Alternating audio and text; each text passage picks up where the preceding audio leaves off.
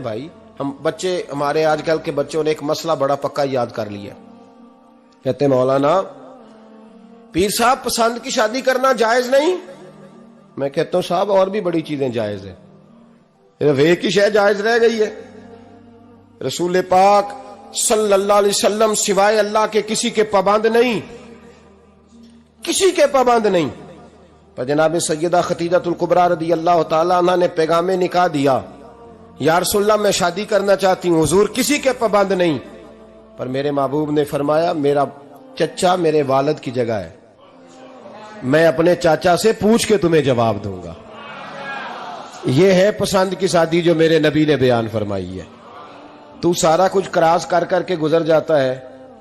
یہاں تو حال یہ ہے کہ پالنے والا کوئی اور سائے میں بیٹھنے والا.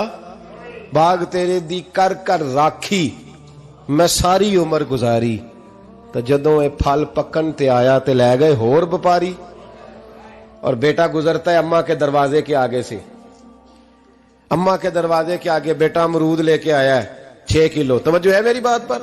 ادھر دیکھیں جی, چھوڑیں تھوڑی دیر ہماری سنیں. وہ امرود لے کے آیا 5-6 کلو, تو اماں کے دروازے کے قریب سے گزر گیا رات کو. تو کمائی کھانے کا ٹائم آیا نا, تو گزر گیا. تو وہ وزیر اعظم سے ڈرتا ہے نا, تو جا کے بی بی سے کہتا ہے بی بی کے حقوق دینا بھی رسول اللہ کی سنت ہے. لیکن یہ کیا بات ہوئی, تو نے بیوی اور ماں کا مقابلہ شروع کرا دی ہے؟ سمجھ تو صحیح, یہ تیرے لیے کعبے کی جگہ ہے اور تو بیوی کے لیے کعبے کی جگہ ہے. اسے بھی سمجھنا چاہیے, غور کرنا چاہیے. 5 کلو امرود لے کے تو ماں کے کمرے کے قریب سے گزر گیا ہے.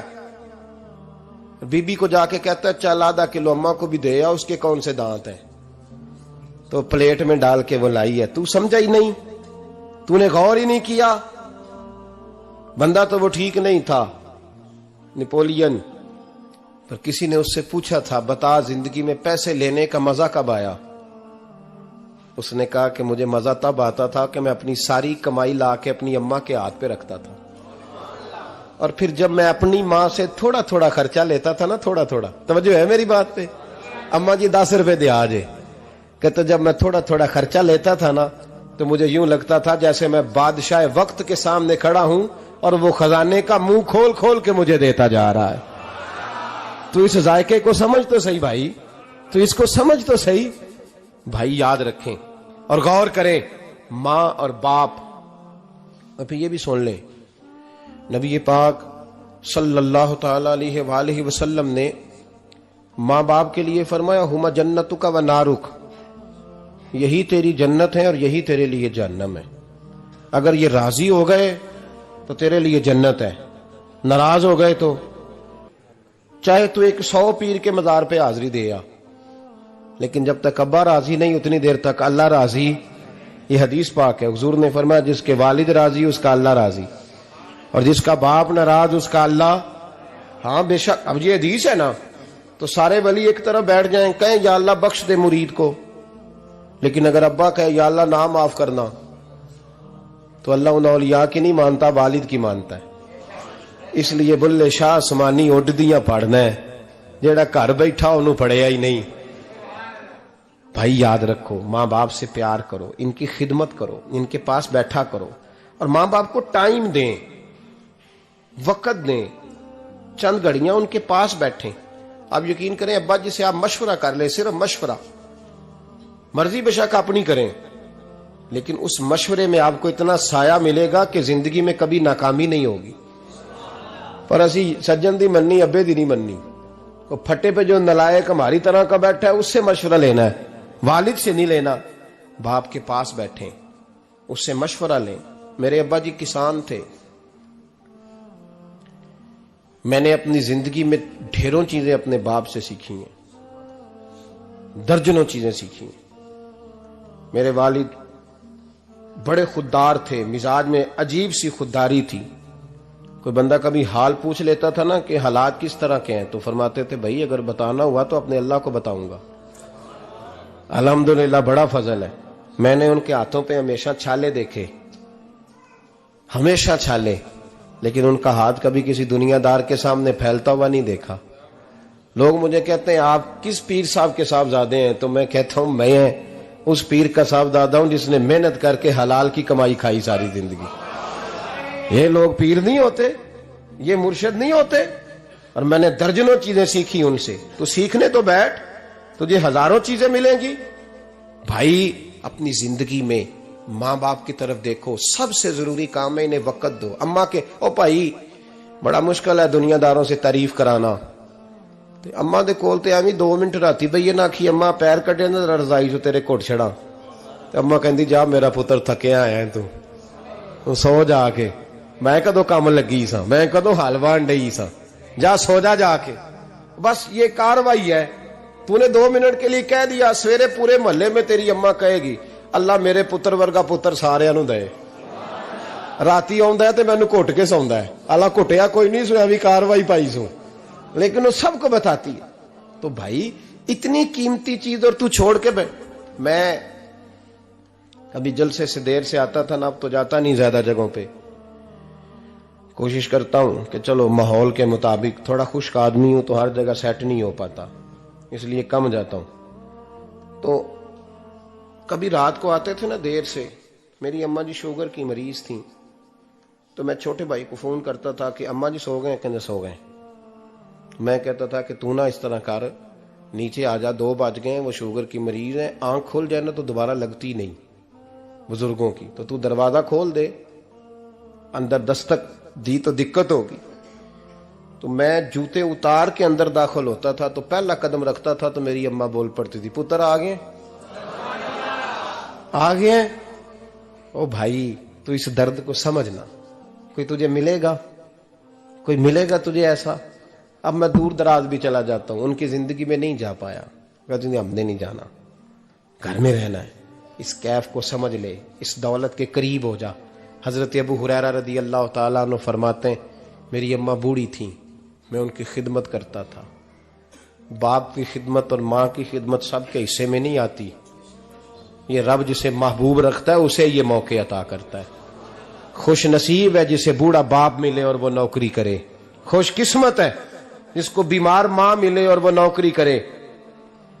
حضرت ابو ہریرہ فرماتے ہیں میری اماں بوڑھی تھیں تو ان کا معدہ کمزور ہو گیا تھا، تو میں اٹھا کے پخانہ پیشاب کرتا تھا تو کئی دفعہ میرے اوپر کر دیتی تھی. یہ حضرت ابن جوزی علیہ رحمہ نے اس کو لکھا ہے. فرماتے ہیں میرے دل میں خیال آتا تھا کہ میں بڑا خدمت گزار ہوں اپنی ماں کا. ایک دن میں حضرت عمر کے پاس بیٹھا تھا ان کے دور خلافت میں، تو ایک شخص آ گیا. اس شخص نے آ کر کے کہا کہ حضرت عمر سے حضور ایک مسئلہ پوچھنا ہے. فرمایا پوچھو.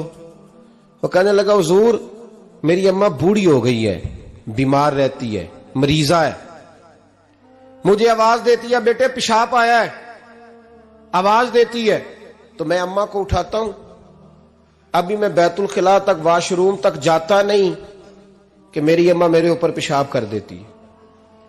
حضرت عمر سے کہنے لگا حضور بچپن میں اماں پہ پیشاب کرتا تھا، اب اماں میرے اوپر کر دیتی ہے تو حق ادا ہو گیا نا. حضرت ابو ہریرہ کہتے ہیں جب اس نے سوال پوچھا تو میرے بھی کان کھڑے ہو گئے.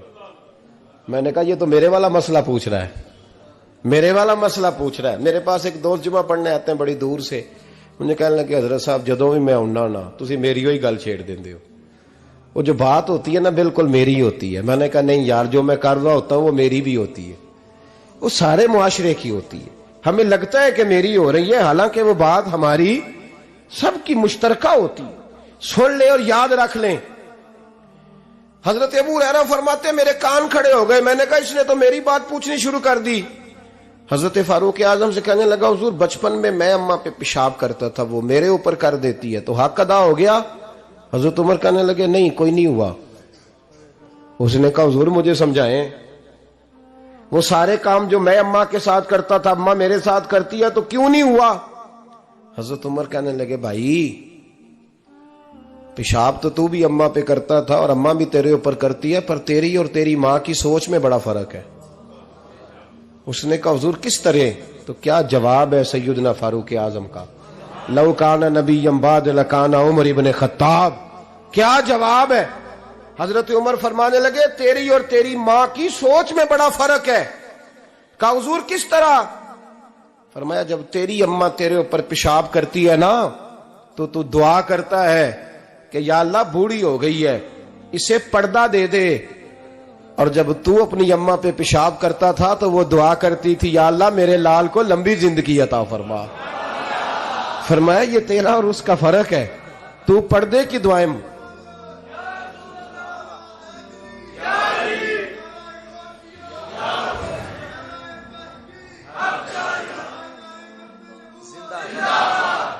سنے عزیزو، کہا جب تیری اور تیری ماں کی سوچ میں، اور نبی پاک صلی اللہ علیہ وسلم نے فرمایا ہے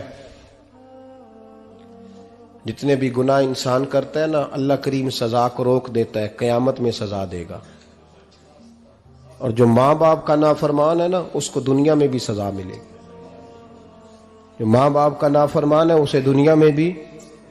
آپ یقین کریں بچے تھوڑا سا پڑ جاتے ہیں بیچارے تو ماں باپ سے کہتے ہیں ابا جی تسی پرانے دور دے ہو تو انہوں کی پتا ہوئے، اور تجھے پتہ ہی نہیں بھائی، تجھے خبر ہی نہیں، یہ پرانے دور کے نہیں، تو بیوقوفوں کے دور کا ہے، تو سمجھ یہ کوئی تعلیم ہے۔ اکبر الہآبادی نے کہا تھا ہم ایسی لاکھوں کتابیں قابل ضبطی سمجھتے ہیں، ضبط کرنے کو دل کرتا ہے، ہم ایسی لاکھوں کتابیں قابل ضبطی سمجھتے ہیں جن کو پڑھ کے بیٹے باپ کو خبتی سمجھتے ہیں۔ بات کرنے والی ماں اور باپ اتنا بڑا درجہ ہے، اور بھائی